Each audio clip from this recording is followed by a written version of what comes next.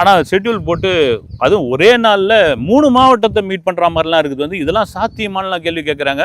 இப்போ விஜய் போகிற போக்கிலே பேசிட்டு போகிறாரா அப்படி? உண்மையாக சொல்லப்போனால் தாவேக்கா தொண்டர்கள் மத்தியிலாம் பெரிய அதிருப்தி. எனக்குலாம் பார்த்தீங்கன்னா விஜயோடைய ஒரு சினிமா நடிகராக இருந்து ஆரம்ப கட்ட காலத்துலேருந்து பார்த்துருந்து இன்றைக்கி ஒரு பெரிய மாஸ் இன்றைக்கி ஒரு அரசியல் தலைவராக மாறி இருக்கார் அப்படின்போது அது ஒரு பெரிய பிரமிக்கத்தக்க ஒரு விஷயம். அது ஏன் விஜய் சரியாக பயன்படுத்திக்க மாட்டாரு? ஒவ்வொரு முறையும் அதை ஏதோ மண்பானையை தூக்கி உடைக்கிற மாதிரி உடைச்சிக்கிறாரு. அது கிடைக்கிறதெல்லாம் பொன்பானை, அது எல்லாம் மண்பானையை உடைக்கிற மாதிரி உடைச்சிக்கிட்டு இருக்காரு. இது எந்த விதத்தில் நியாயம் அப்படின்னு.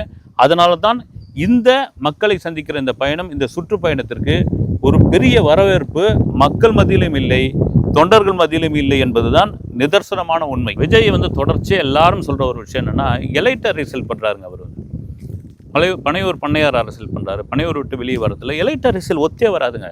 நீங்கள் டெக்னாலஜி டிவிக்கு நல்லா பயன்படுத்துகிறாங்க. டெக்னாலஜிக்கு மட்டுமே ஆகாது, களத்தில் இறங்க வேண்டும். களத்தில் இறங்கின சாமி, அதை தான் விஜய்கிட்ட நான் எதிர்பார்த்தது. இப்போ தான் களத்தில் இறங்க போகிறாருன்னு பார்த்தா அவர் வாரத்துக்கு ஒரு நாள் மட்டும்தான் இறங்குவேன் நான். அது கூட சில பேர்லாம் கீழே சோஷியல் மீடியாவில் போட்டிருக்காங்க.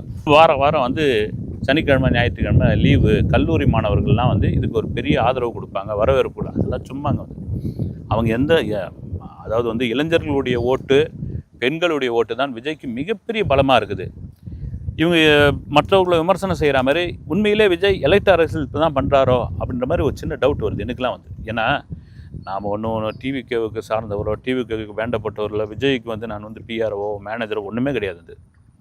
பொதுவாக ஒரு சாதாரண ஒரு நடிகராக இருந்தபோது அவரை மிக மோசமாக விமர்சித்த மீடியாக்கள் அதன் பிறகு தன் முயற்சியால் இன்றைக்கி இவ்வளோ பெரிய ஆளாகி இளைய தளபதியாகி ஒரு 250 கோடி ரூபாய் சம்பளம் வாங்குகிற ஒரு படத்திற்கு சம்பளம் வாங்கக்கூடிய அளவுக்கு அந்த 250 கோடி ரூபாயை துச்சமாக தூக்கி போட்டுட்டு அரசியலுக்குள்ளே வரேன் அப்படின்னு சொல்கிறதுக்கு ஒரு பெரிய தில்லு வேணும். அந்த தில்லோடு வந்ததுனால தான் நான் விஜய்க்கு அவ்வளோ ஆச்சரியமாக நான் பார்க்குறது.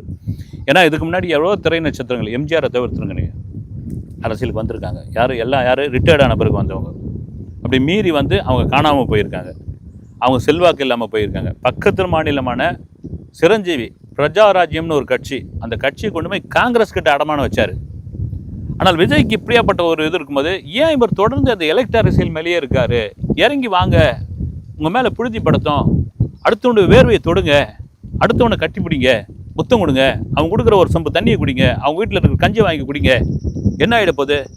அதுதானே மக்களோடு நான் இருக்கிறேன், உங்களோட நான் இருக்கிறேன், உங்களில் ஒருவன் நான் அப்படின்ற நம்பிக்கையை இப்படி கொடுத்தால் மட்டும்தான் விஜய் மீது ஒரு முழு நம்பிக்கை வரும்.